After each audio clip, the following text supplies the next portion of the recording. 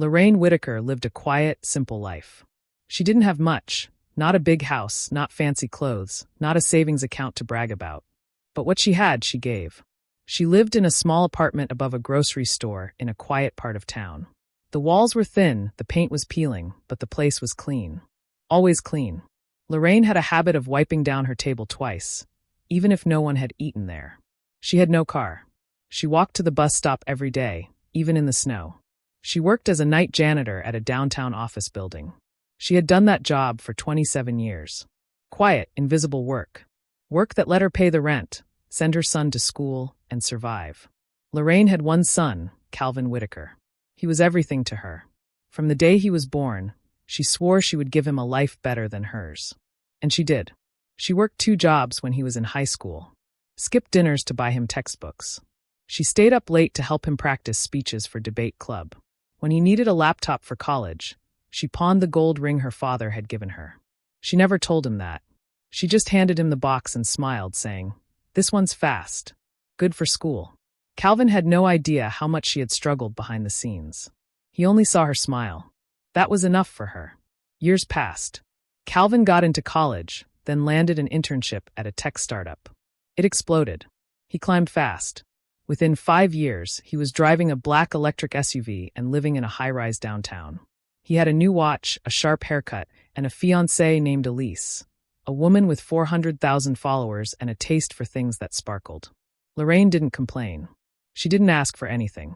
Every once in a while, she sent him a handwritten letter, not a text, because she didn't like typing on glass. The last letter she sent said, "Hope you're eating right. Made soup the other day. You loved that as a kid. Elise looks lovely in her pictures. Come by soon. I kept your room just the way you left it. Love, Mom." She never got a reply. One evening, near Calvin's 32nd birthday, Lorraine saw a post on Elise's social media. "Surprise birthday party for my amazing man. Private event. Sparkles invite only nail polish light skin tone." The caption stung, but Lorraine smiled anyway.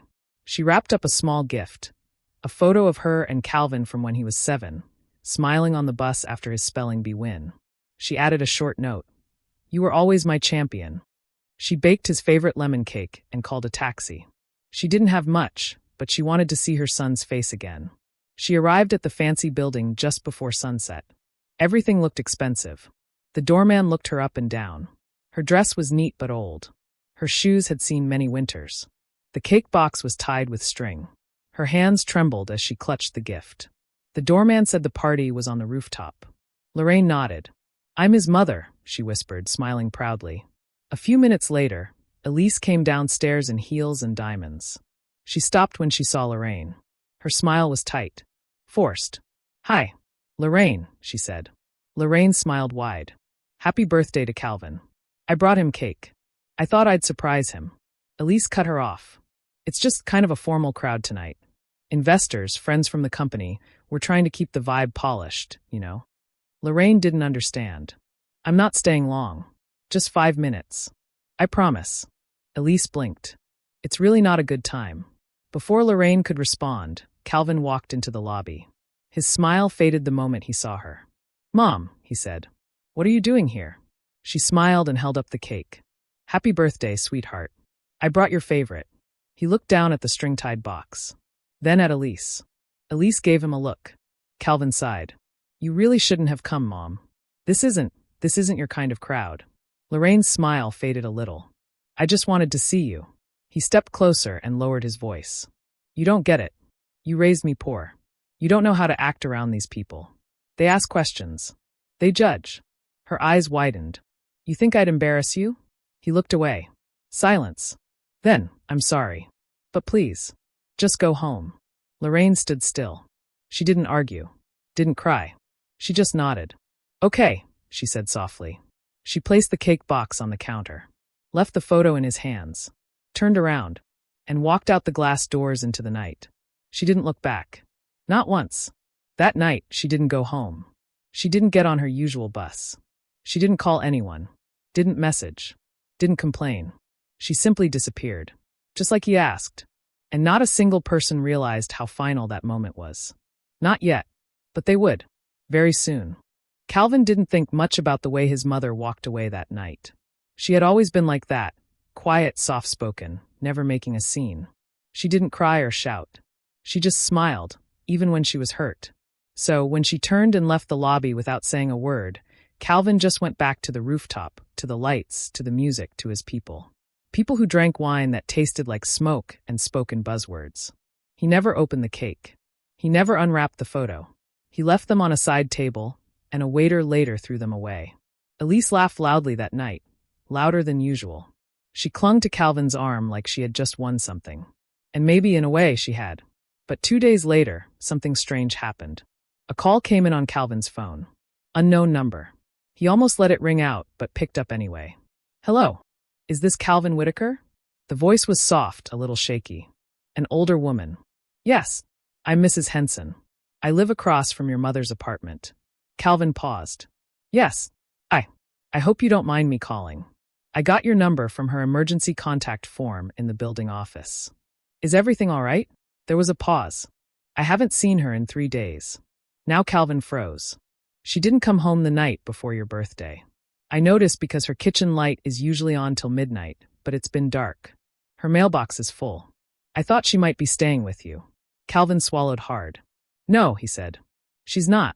He hung up without saying goodbye. Elise looked up from her tablet. "Who was that?" Calvin didn't answer. He stood still, thinking. 3 days. No one had seen her. He told himself it wasn't a big deal.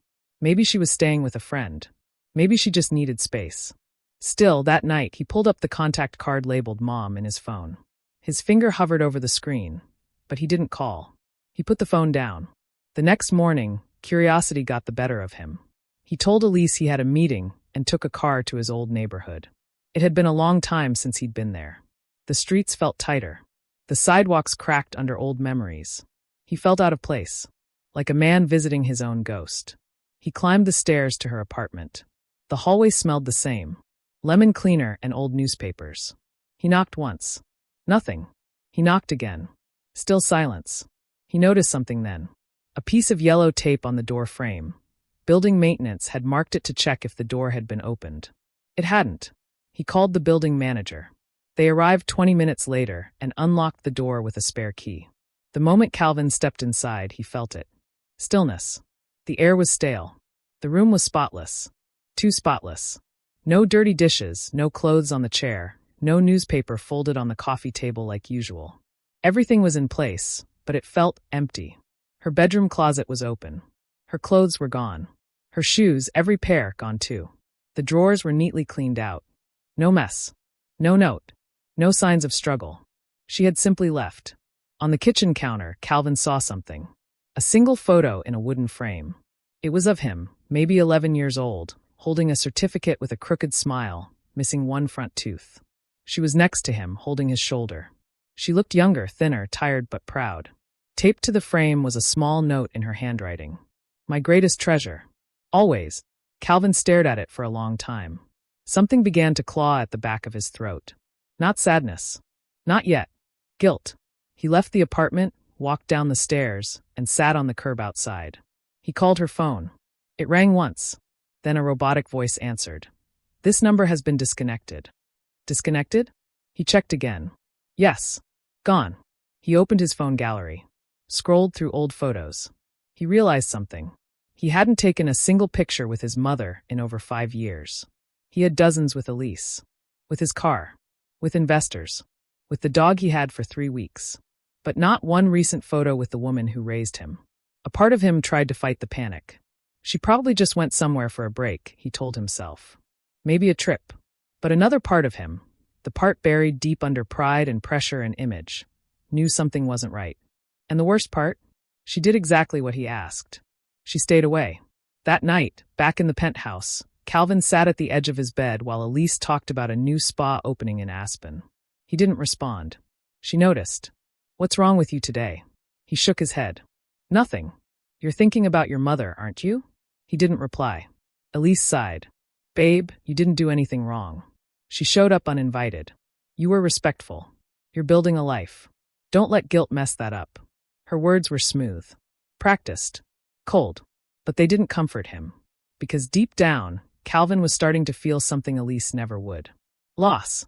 Not just the loss of contact, but the loss of something deeper. Respect, gratitude, connection. He remembered being 5 years old, sick with the flu, and how she stayed up all night pressing a cool cloth to his forehead. He remembered her buying him new shoes for school and wearing the same old pair herself for another year. He remembered her standing in the rain waiting for the bus, so he wouldn't miss his college interview. And now she was just gone, and he had no idea where she went. No clue if she was safe, or angry, or hurting. But she had left quietly, just like she always did, just like she lived her whole life. And now that silence was starting to echo louder than any voice ever could. The next day, Calvin sat at his desk at work, staring at his computer screen. He didn't type a single word. He kept replaying her face in the lobby. How she smiled even after he pushed her away. How she left the cake. How she didn't say a word of anger. And he finally asked himself a question he had avoided for too long. Why was I ashamed of her when she was the one who gave me everything? And just as that thought formed fully in his mind, his assistant knocked on the door. Mr. Whitaker? Yeah, there's someone here to see you. He says it's urgent. Calvin frowned. Who? A man in a suit. Said his name is Nathan Voss. And with that, the twist began to take shape. But Calvin had no idea yet. He had no idea that the woman he pushed away had left something behind. Something that would change everything. Calvin looked up from his desk, confused. Nathan Voss, he repeated.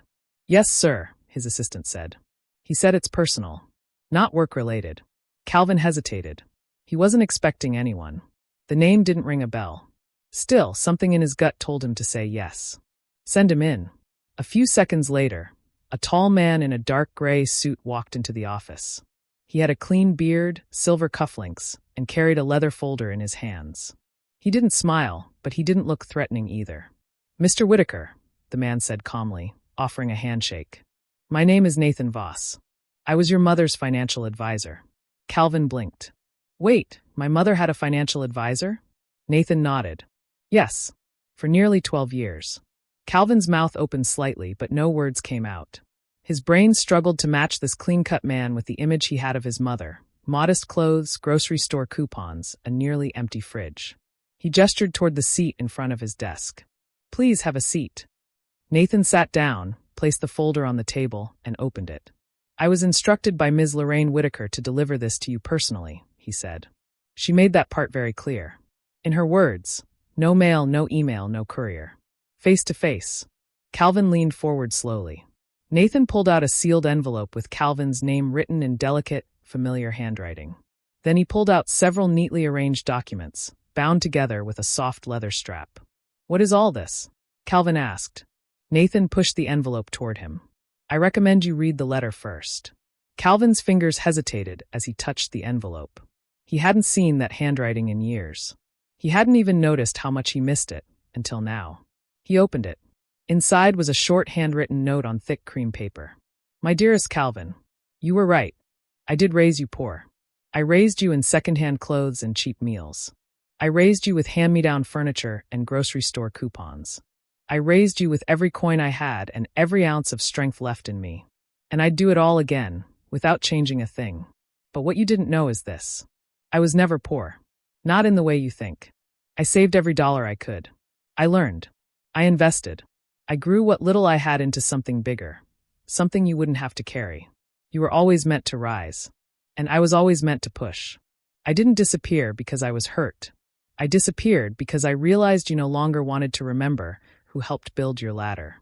But even then, I couldn't stop being your mother. That's why I left everything behind. For you. Not directly, for that would have embarrassed you. But in your name. Because you are still my son. And that will always be my greatest pride. Love. Mom. By the time Calvin finished reading, his hands were shaking slightly. He didn't say anything. Nathan waited patiently, then placed the folder in front of him. These are your mother's financial records, will, and donation paperwork. Calvin looked up, eyes narrowed. Donation? Nathan nodded. Your mother had amassed just over $4.2 million in assets. Mostly from long-term investments, bonds, and a small business stake in a property maintenance firm she joined years ago. Calvin's eyebrows lifted in disbelief. What? My mother lived in a tiny apartment. She never even bought new clothes. She was disciplined, Nathan said calmly. And patient. She told me her goal wasn't to die rich. It was to make sure her son would always have a legacy to be proud of. Calvin swallowed hard. And the money, he asked. She donated it to a nonprofit education center for underprivileged children. Calvin froze. Nathan added, "But here's the important part. It's in your name. Not hers. The building, the donation wall, the scholarships, all listed as funded by Calvin Whitaker." Calvin was speechless. Nathan adjusted his tie. "She said you didn't want her to be part of your public life. So she made sure people would remember you instead." Silence hung in the air like fog.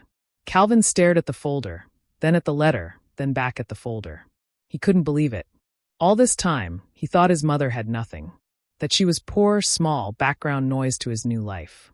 But she had been building something huge, silently, quietly, for him. Not for herself. Not for revenge. Not for recognition. But because she was still his mother. Even after everything. "What happens now?" Calvin asked, voice thin. Nathan reached into the folder and pulled out one more document. "She wanted me to give you this last."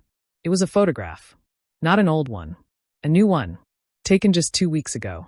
It showed Lorraine smiling gently, surrounded by children at a learning center. Books in their hands.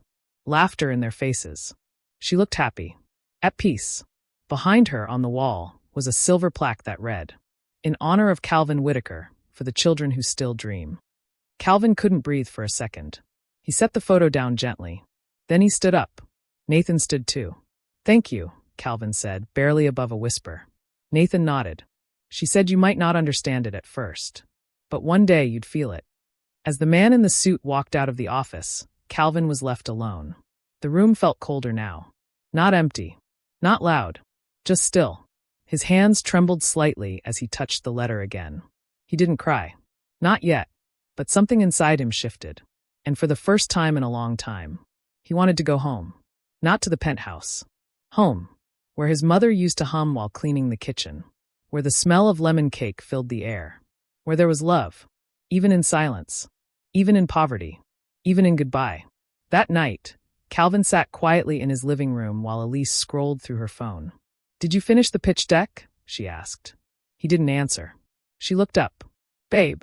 He turned toward her slowly. "My mom was worth $4 million, he said softly. Elise blinked. "What?" "She gave it all away in my name." Elise stared at him. Why would she do that? Calvin didn't speak for a long time. Then finally he whispered, "Because I told her to stay away." Calvin couldn't sleep that night.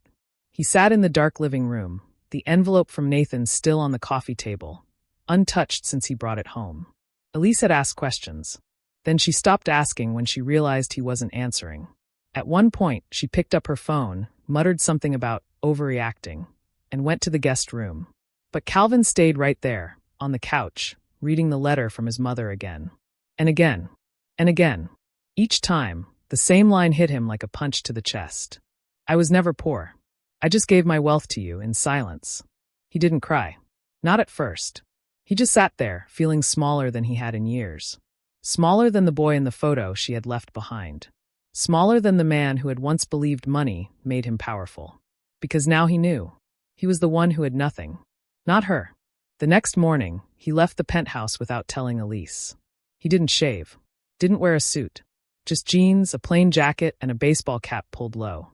He drove through the city in silence, barely looking at the skyline he used to admire. Everything felt fake. Loud. Pointless. When he pulled up in front of the nonprofit education center, the one listed in the donation records, it didn't look like much. A 2-story brick building with colorful murals painted by children on the outer walls. The sign read, "The Whitaker Learning Center, because every child deserves a ladder." His chest tightened. He walked inside. The woman at the front desk smiled politely. "Can I help you?" "I'm looking for someone," Calvin said, his voice quieter than usual. "Who?" He hesitated. Then he pulled out the photo Nathan had given him, the one of Lorraine surrounded by the kids. The woman looked at it and smiled warmly. "Oh, that's Ms. Lorraine. She was something special." Calvin nodded. "She was my mother." The woman's smile faded into surprise, then slowly turned into something softer. "Sadder.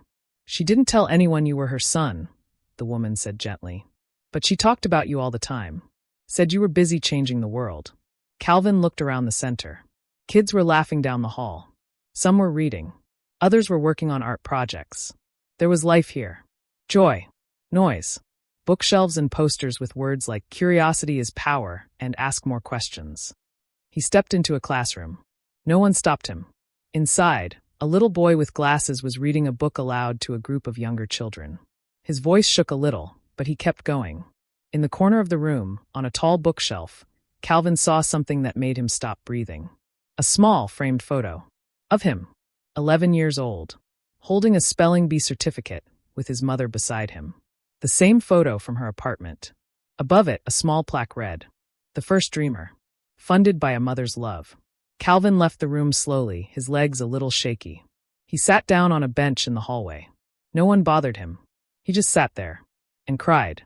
Silently. The tears weren't loud. There was no sobbing. No gasping.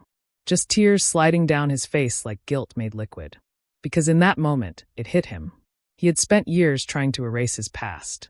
Trying to act like his mother was someone he needed to hide. Trying to prove he was better than where he came from. And the entire time, she was building something beautiful in his name. She could have left him nothing. She could have written a bitter will. She could have exposed him. Ruined his image. But she didn't.